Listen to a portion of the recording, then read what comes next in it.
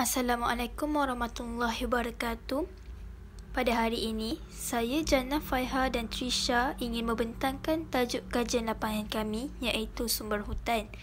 Projek kajian lapangan kami ini adalah di bawah bimbingan guru mata pelajaran kami iaitu Puan Roaina binti Julkarim. Pertama sekali, kami ingin memberi penghargaan kepada pihak yang telah membantu kami. Alhamdulillah dan syukur kepada Hadrat Ilahi kerana dengan izin dan limpah kurnianya, kami dapat menyiapkan kerja kajian lapangan geografi. Saya, Trisha dan Jannah Faiha, ingin mengucapkan terima kasih kepada guru mata pelajaran geografi kami, Puan Roaina binti Julkarim atas tunjuk ajar yang diberi semasa proses menyiapkan kajian. Tidak lupa juga kepada ibu bapa kami yang banyak memberi dorongan demi memastikan kajian dijalankan dengan sempurna. Untuk pendahuluan, kajian lapangan ini merupakan tugasan wajib bagi semua pelajar tingkatan 3. Tajuk kajian bagi kajian lapangan kami adalah sumber hutan kepada negara. Kami menjalankan kajian kami ini di kawasan hutan Taman Negeri Royal Belum Perak. Kami membuat kajian ini untuk mengetahui kepentingan sumber hutan, usaha yang boleh dilakukan untuk memelihara hutan, serta peranan agensi dalam pengurusan sumber hutan. Tempoh kajian dilaksanakan selama 14 hari bermula 14 Julai 2021 hingga 27 Julai 2021. Ini adalah jadual kerja yang dilakukan oleh kami sepanjang tempoh masa penghasilan kajian lapangan. Seterusnya adalah objektif kajian. Kami telah menemukan 4 objektif yang ingin diperolehi semasa penghasilan kajian. Antara objektif yang dijalankan adalah seperti berikut. Objektif pertama, memahami definisi sumber hutan. Objektif kedua, mengenal pasti dan menghuraikan 3 kepentingan sumber hutan. Objektif ketiga, mencadangkan 3 usaha pemeliharaan dan pemeliharaan sumber hutan. Dan akhir sekali, objektif keempat, iaitu menghuraikan peranan agensi dalam pengurusan sumber hutan. Kawasan kajian. Kawasan kajian yang kami pilih adalah Taman Negeri Royal Belum Perak yang terletak di bahagian utara Tasik Temenggor di Perak. Kawasan ini berkeluasan seluas 300,000 hektar.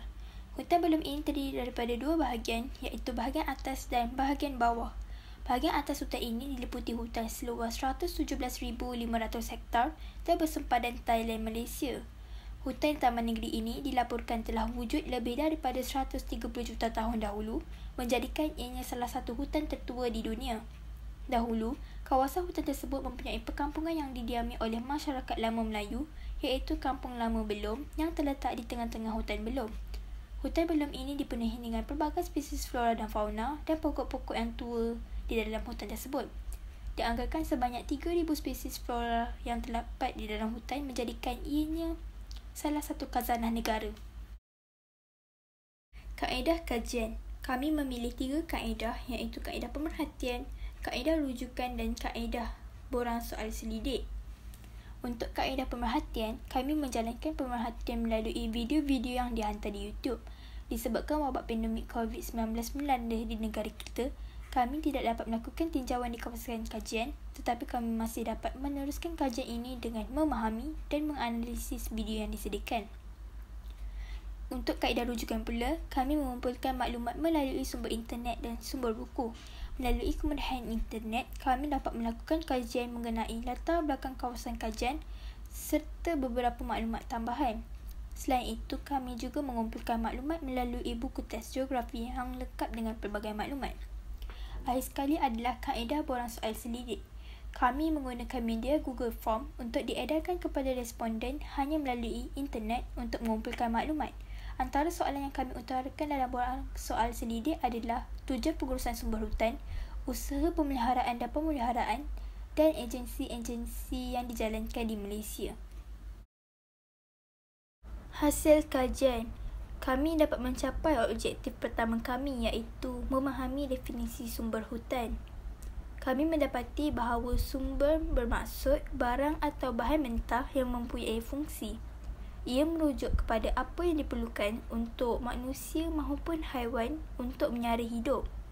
Seterusnya adalah hutan yang merujuk kepada kawasan yang ditumbuhi pokok secara melia dan bercampur-campur. Dan akhir sekali adalah definisi sumber hutan merupakan sumber yang boleh baharu iaitu pokok dan meliputi kawasan yang ditumbuhi oleh pelbagai jenis flora dan fauna. Oleh itu, manusia boleh memperoleh sumber ini untuk memenuhi keperluan mereka. Untuk hasil kajian yang seterusnya adalah mengenal pasti dan menghuraikan kepentingan sumber hutan. Kami berpendapat bahawa sumber hutan penting untuk memelihara keseimbangan ekosistem. Ekosistem merupakan proses interaksi antara komponen biotik seperti manusia dan haiwan dan komponen abiotik seperti matahari, udara dan tanah untuk menghasilkan satu aliran tenaga dan rantaian makanan yang berterusan. Jadi, jika terdapat komponen ekosistem yang rosak, ekosistem menjadi tidak seimbang dan akan mendorong kepada berlakunya bencana alam seperti banjir, gempa bumi dan tsunami. Kepentingan seterusnya adalah kami mendapati bahawa sumber hutan dijadikan sebagai kawasan ekopelancongan. Mengikut kawasan yang dikaji iaitu Hutan Raya Belum, kami dapat mengetahui bahawa kawasan tersebut menjadi tempat untuk pelancong melihat keindahan alam semula jadi dan mengenali pelbagai spesies flora dan fauna yang terdapat di dalamnya. Apabila kawasan hutan menjadi daya tarikan pelancong, sekaligus dapat menambahkan pendapatan negara untuk membuka sektor pelancongan berkaitan alam semula jadi. Terdapat beberapa aktiviti yang menjadi tarikan iaitu melihat burung enggang, bermandi-mandi di air terjun, menjejak bunga rafflesia dan sebagainya. Kepentingan sumber hutan yang terakhir sekali adalah kami mendapati bahawa kewujudan sumber hutan dapat mencegah hakisan tanah. Hal ini demikian kerana hutan berfungsi untuk menahan air larian permukaan apabila tanah tidak mampu menampung jumlah air hujan yang turun. Jadi, jika hujan turun dengan lebat, hutan akan menyerap air terlebih dahulu kerana air hujan akan turun dengan perlahan-lahan melalui rintangan seperti daun, ranting dan batang pokok. Oleh itu, hakisan tanah atau tanah runtuh dapat dielakkan. Hasil kajian bagi objektif ketiga iaitu mencadangkan 3 usaha pemeliharaan dan pemeliharaan sumber hutan. Pertama, mewartakan kawasan sebagai hutan simpan. Kami mendapati bahawa Taman Negeri Raya Belum Perak diwartakan sebagai hutan simpan bagi memelihara sumber hutan dan hidupan liar yang terdapat di situ. Antara usaha pemeliharaan yang dilakukan adalah dengan menjadikan Taman Negeri Raya Belum sebagai pusat ekopelancongan serta memelihara flora dan fauna daripada gangguan aktiviti manusia. Pihak bertanggungjawab juga membaik pulih hidupan liar seperti harimau Malaya, beruang matahari Malaysia dan tapir. Usaha yang kedua ialah penguatkuasaan undang-undang. Pihak bertanggungjawab mengenakan tindakan undang-undang kepada pihak yang melakukan kerosakan di Taman Negeri Raya Belum Perak. Contohnya seperti pembalakan haram, membuang sampah atau juga mengambil sumber hutan tanpa lesen yang sah. Pihak bertanggungjawab akan mengenakan denda atau penjara bagi memastikan Taman Negeri Raya Belum sentiasa dalam keadaan yang baik. Usaha yang ketiga pula ialah pendidikan dan kempen. Melalui responden, kami mendapati bahawa Taman Negeri Raya Belum boleh memberi pendidikan dan mengadakan kempen alam sekitar kepada masyarakat tempatan bertujuan untuk menanam rasa prihatin terhadap hutan. Kemudian, hasil kajian bagi objektif keempat iaitu menghuraikan peranan agensi dalam pengurusan sumber hutan. Agensi yang pertama ialah Perhilitan. Kami mendapati bahawa Jabatan Perlindungan Hidupan Liar dan Taman Negara Semenanjung Malaysia, Perhilitan, boleh membantu dalam membaik pulih hidupan liar dan juga hutan Taman Negeri Raya Belum, serta mengekalkan integriti kawasan bagi faedah penyelidikan, pendidikan dan ekonomi. Seterusnya, agensi WWF. Melalui rujukan buku, WWF berperanan menghentikan kemusnahan persekitaran alam semula jadi di kawasan-kawasan perlindungan melalui beberapa kaedah seperti memelihara kepelbagaian biologi dunia dan memastikan sumber semula jadi boleh diperbaharu dan digunakan secara lestari. Akhir sekali, Malaysian Nature Society atau juga dikenali sebagai MNS. Kami mendapati bahawa Malaysian Nature Society berperanan melindungi dan memelihara kepelbagaian biologi yang kaya secara berkesan. MNS juga memberi kesedaran alam sekitar melalui pendidikan agar masyarakat mengambil langkah inisiatif bagi menjaga alam sekitar dengan baiknya.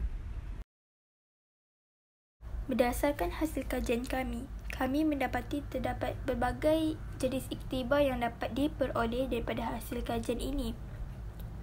Terdapat 3 iktibar yang kami peroleh. Pertama sekali adalah iktibar kepada individu, Yang kedua, iktibar kepada masyarakat. Dan yang ketiga, iktibar kepada negara.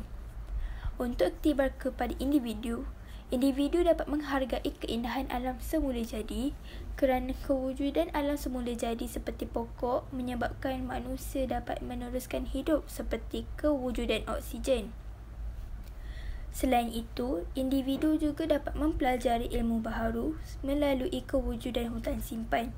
Hal ini kerana kebiasaannya hutan simpan menyimpan banyak maklumat tentang latar belakang hutan tersebut. Iktibar yang seterusnya adalah iktibar kepada masyarakat. Masyarakat dapat melihat pelbagai flora dan fauna dengan mengunjungi tapak-tapak yang diwartakan. Hal ini demikian kerana kerajaan telah menguatkuasakan undang-undang bahawa tapak-tapak yang diwartakan tidak boleh digunakan sesuka hati seperti pemburuan haram dan pembalakan haram. Hal ini dapat memberikan masyarakat untuk menikmati keindahan alam semula jadi dengan tenang. Iktibar yang terakhir sekali adalah iktibar kepada negara. Semua hutan yang terdapat di negara kita ini dapat menarik pelancong luar untuk melihat khazanah negara. Sekaligus ianya menjadi sumber kewangan melalui aktiviti pelancongan-pelancongan luar yang ingin mengunjungi tempat-tempat yang diwartakan oleh kerajaan. Ini adalah lampiran sepanjang proses penghasilan kajian lapangan kami. Terdapat beberapa gambar mengenai kawasan kajian yang dipilih dan respon yang diterima melalui borang kaji selidik yang diberikan oleh kami. Ini pula adalah rujukan yang membantu kami sepanjang proses penghasilan kajian lapangan. Itu sahaja daripada kami. Sekian, terima kasih.